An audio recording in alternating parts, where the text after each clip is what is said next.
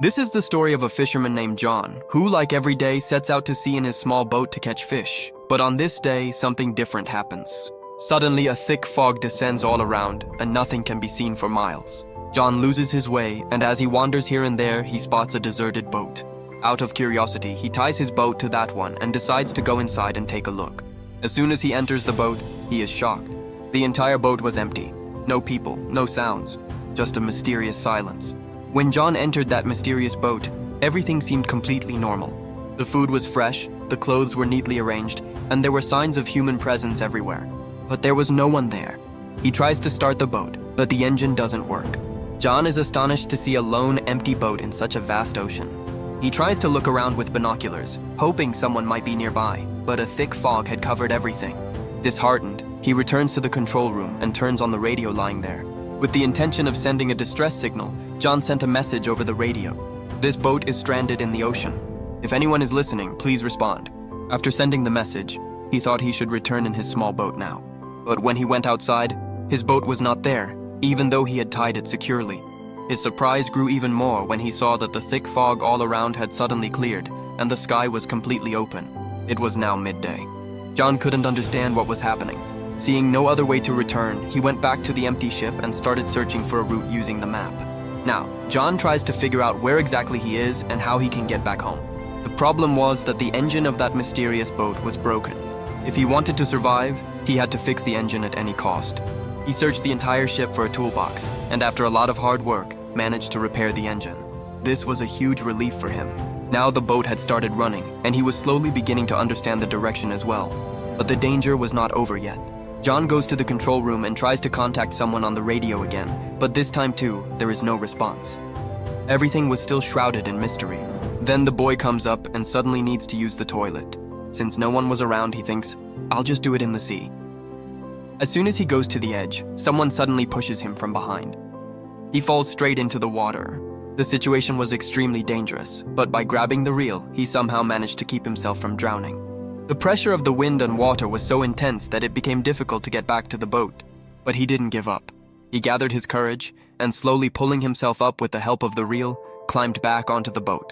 In the midst of all this, he couldn't finish his business, so he went to the toilet again. As soon as he got down, someone suddenly slammed the door shut. At first, John thought it was just the wind and didn't pay attention. But when he tried to get out, he saw that the door had been locked from the inside. Now he was left stunned. He tried every way to open the door. He even took a coin out of his pocket and tried to open the lock with it, but everything was in vain. Now he started to feel that he was not alone on this ship. There is someone who is troubling him, someone who can't be seen but is always present.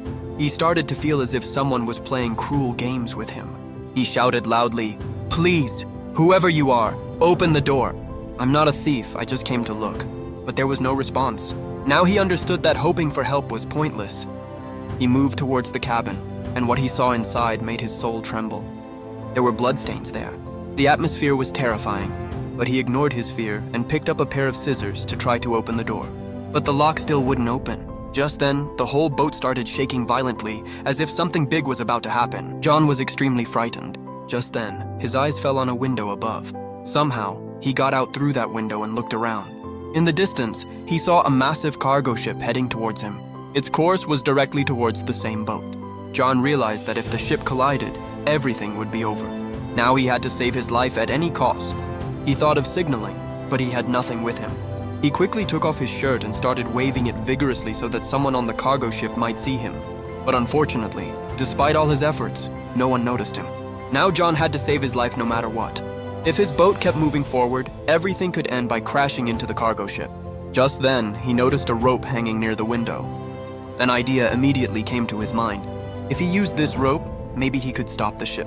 He quickly tied the rope and threw it out so that the boat would stop moving. But the situation got even worse. The rope got caught in the engine's fan, and as it was pulled, it came into the bathroom and got stuck around his neck. He started to suffocate. On the verge of death, he showed courage and freed himself with a tool. His neck had turned completely red. He had almost died, but at the last moment he managed to save himself. The rope was stuck in the engine, which caused the ship to slow down. But that wasn't enough. The heavy cargo ship still collided with him. The violent collision shook his ship badly, and John fell to the ground and lost consciousness. He had suffered a deep injury to his head. After a while, when he regained consciousness, he saw that the bathroom was filled with water. But the most astonishing thing was that it wasn't salty seawater, but completely clear and fresh water, as if someone was deliberately trying to scare him. Once again, he broke down and begged, "No matter who you are, please let me go." But still, there was no response. By now he was hungry, thirsty, and extremely weak. Somehow he drank water from the bathroom shower. But soon he realized that the water had run out. Then, when he started drinking water from the sink, he was shocked. Now the water had turned salty. He immediately realized that there was a hole somewhere in the boat and seawater was coming in. This boat wouldn't last much longer now. Panicking, he tries to open the door, but it seems like someone has locked it from the outside. It was nighttime, and from above it appeared that some invisible, perhaps evil force was controlling this boat. The water was rising rapidly and John, exhausted, fell asleep. During the night, a terrible storm hit the sea, badly damaging the boat and leaving John seriously injured. In the morning when he woke up, the water had reached up to his head. Only his face was above the water. Now he started to feel that only a few moments were left. Just then, he suddenly heard a faint clicking sound from somewhere, as if something had opened. As soon as John turned the handle, the door burst open with a loud noise. The water pressure was so great that the door broke off and fell down, and that's how he managed to get out. As soon as he got out, he went straight to the roof of the boat so he could breathe in the fresh air, because there was almost no oxygen left below. Now he was convinced that some invisible force wanted to torment him at any cost. He was physically and mentally broken, and water kept filling up below. He realized that now the boat could sink at any moment. John had decided that he would not stay on this ship any longer. Just then, he got an idea.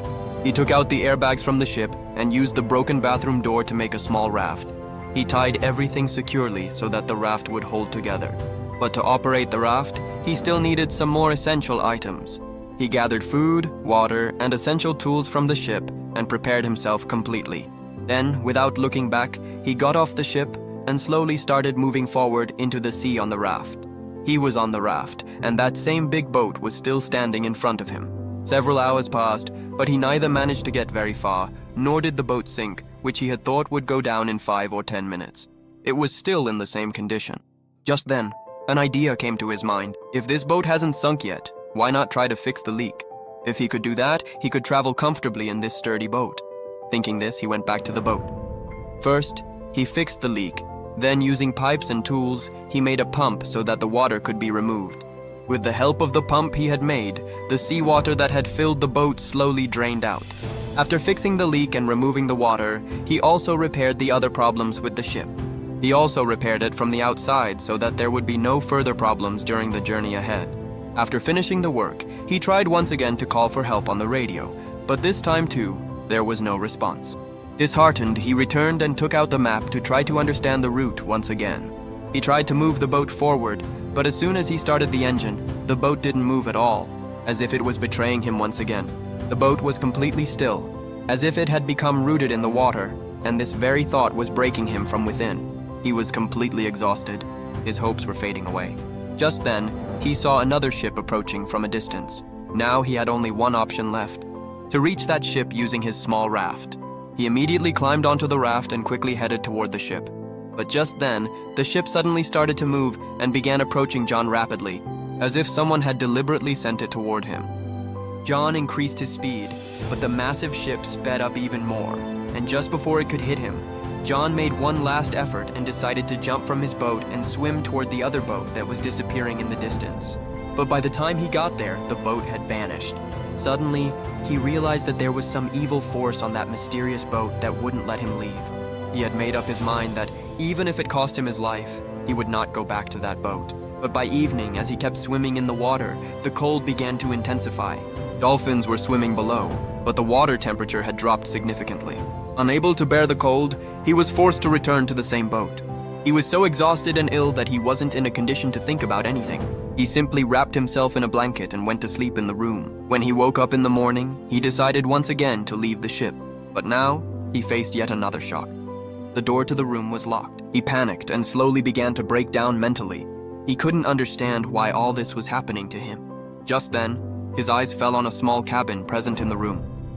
As soon as he opened it, he saw a passage leading upwards. It was a ventilation shaft through which he could get out. He crawled into the cabin, which turned out to be a cramped storage area. Every time he tried to climb up from the storage area, he would slip and fall back down. He got several injuries from falling, but he didn't give up. After falling again and again, he finally made it back up and tried to open the window, but it wouldn't budge. It seemed as if it had been deliberately sealed shut. Now, the oxygen in there was also running out quickly. It was getting hard to breathe. The door below was also locked. He couldn't get back into the room. He started to feel like this was the end for him. But just then, he heard that same mysterious clicking sound again. As soon as the cabin window opened with a click, John wasted no time and got out. The fresh air gave him some relief. Once outside, he saw that the boat was heading toward a small island. Seeing this, hope arose in his heart that maybe now he would finally be free from this terrifying boat forever. As soon as the boat reached the shore, he got off immediately. He felt that there must be someone on this island who was responsible for all of this. In anger, he picked up a stick and began searching the island. But soon he was left astonished. There was no sign of any human being anywhere on the entire island. Now John was once again filled with anger and fear. As soon as he stepped out of the island, a new scene appeared before his eyes. The same mysterious boat that had brought him here was now moving forward on the calm sea, as if it were searching for another victim. Seeing this, John became completely convinced that this boat and this island were under the control of some evil force. Now he had to get out of here at any cost. His life was still ahead of him. Exploring further, he reached the highest peak of the island, and from there he saw another island in the distance. But it was so far away that he couldn't see what was happening there. As John continued to wander around the island, he gradually made his way to the back side. But when he got there, his eyes widened in shock. This was the very place where his journey had begun. Everything was just the same. His old boat was tied up at exactly the same spot, and the same people were there, as if nothing had changed at all. The whole atmosphere was just as it was before, as if nothing had ever happened. John was watching everything. He couldn't believe that this whole experience, which felt like a bad dream, had actually happened to him. But now the question arose: how did his boat end up there again? And what was the truth of this island? John was astonished when he reached behind the island. The same place, the same boat, the same people, as if nothing had changed. He couldn't believe whether all this was real or just a bad dream. But what he had endured was indeed real. If you enjoyed this story, please like the video and also subscribe to the channel so that you can listen to and watch even more wonderful stories in the future.